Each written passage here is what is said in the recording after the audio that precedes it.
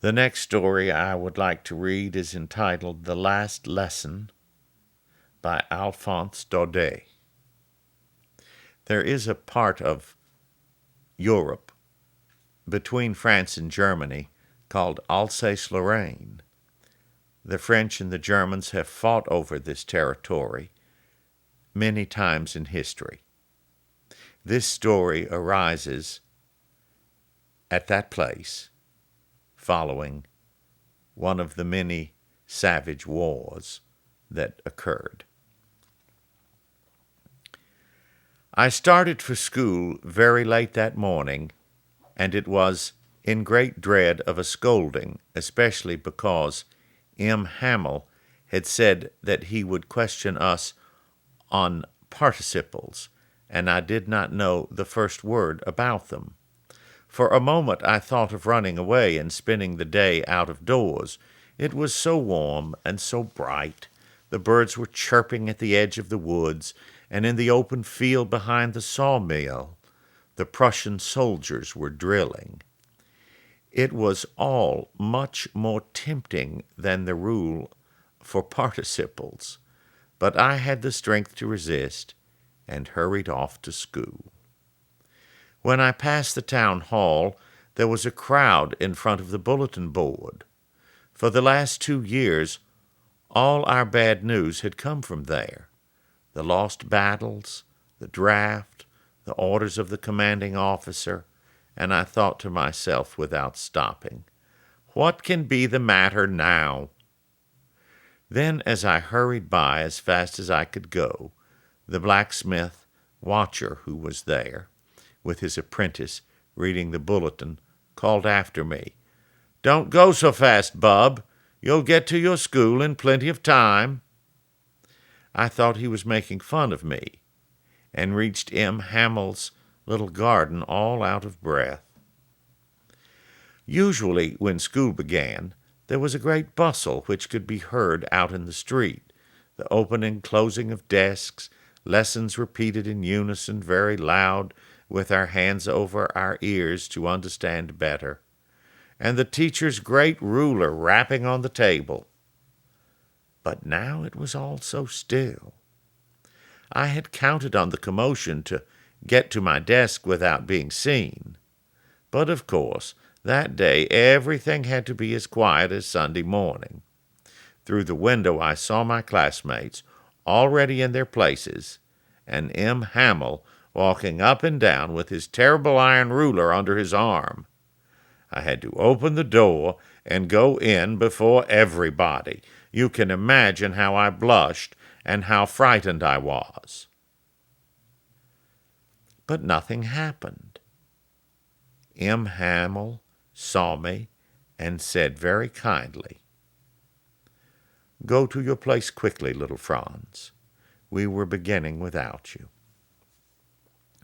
I jumped over the bench and sat down at my desk. Not till then, when I had gotten a little over my fright, did I see that our teacher had on his beautiful green coat, his frilled shirt, and the little black silk cap all embroidered that he never wore except on inspection and prize days.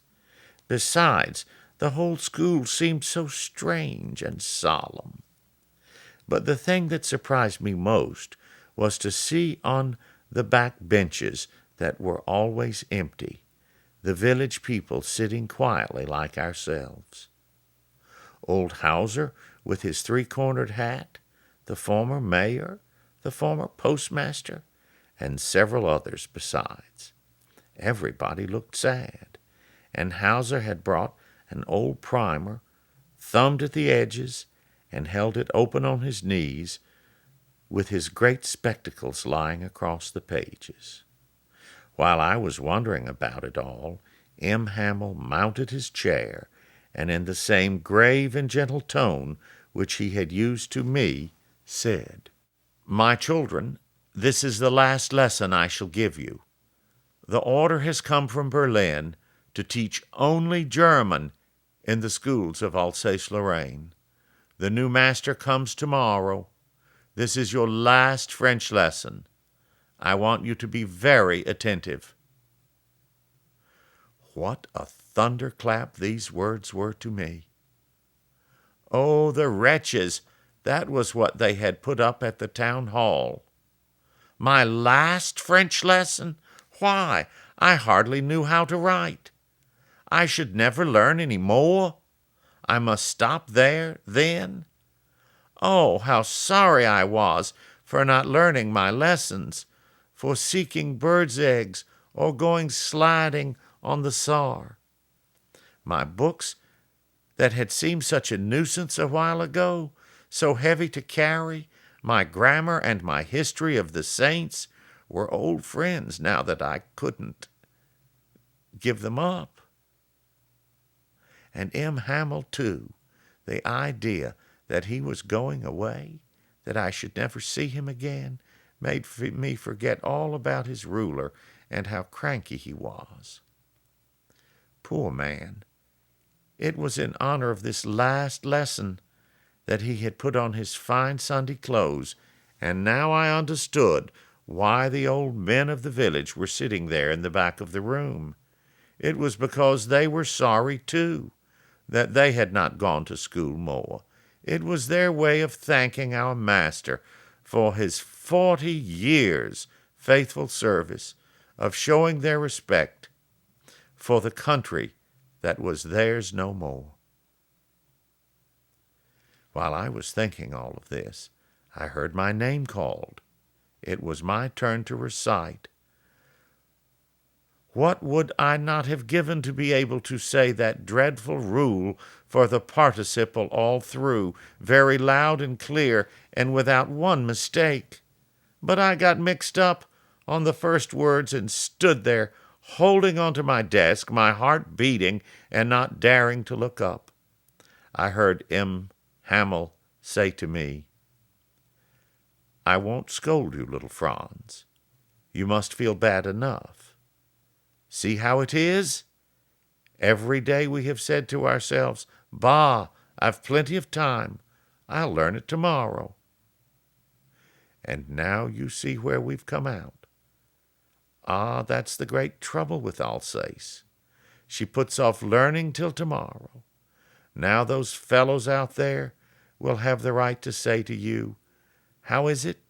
You pretend to be Frenchmen, and you can neither speak nor write your own language?' But you are not the worst, poor little Franz.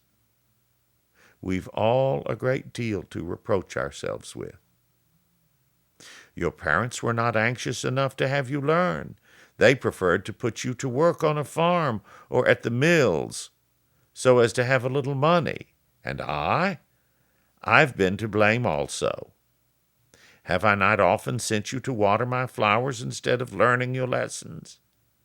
And when I wanted to go fishing, did I not just give you a holiday?"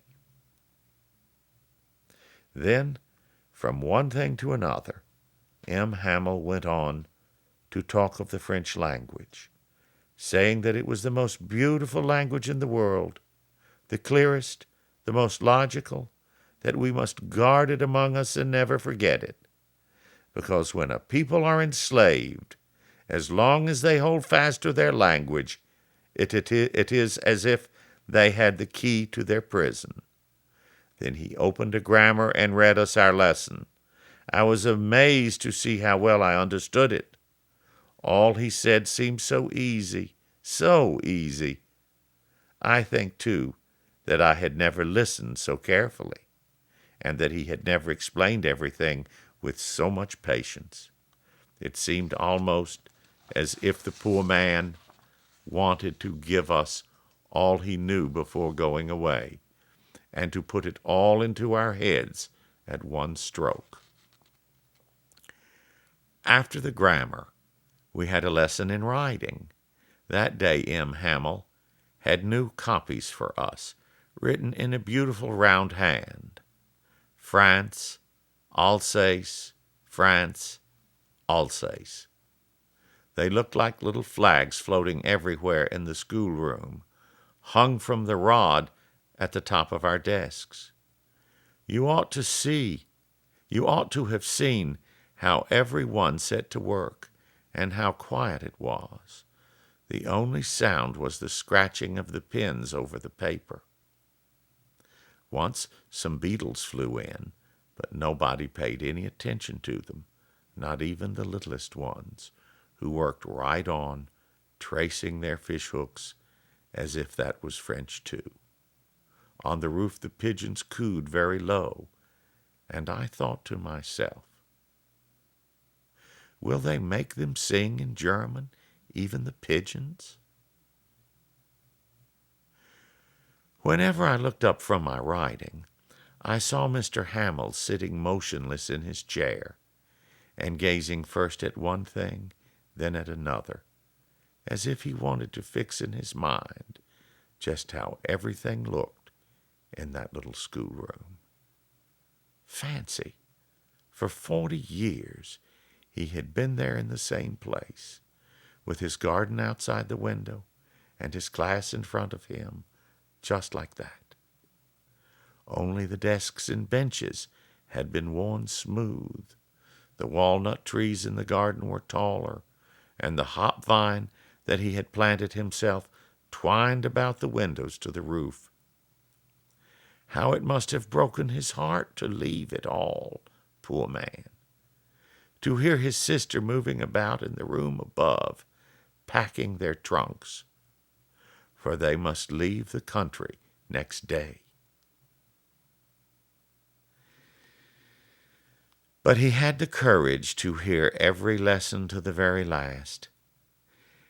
After the writing, we had a lesson in history, and then the babies chanted their Bobby Bee Boo Boo. Now there at the back of the room, old Hauser had put his spectacles on, holding his primer in both hands, spelled the letters with them. You could see that he, too, was crying. His voice trembled with emotion, and it was so funny to hear him that we all wanted to laugh and cry. And how well I remember it, that last lesson. All at once the church clock struck 12. Then the Angelus. At the same moment, the trumpets of the Prussians, returning from drill, sounded under our windows. M. Hamel stood up, very pale in his chair. I never saw him look so tall. My friends, he said, but something choked him. He could not go on. Then he turned to the blackboard, took a piece of chalk, and bearing on with all his might, he wrote as large as he could, Viva la France. Then he stopped, leaned his head against the wall, and without a word, he made a gesture to us with his hand. School is dismissed. You may go.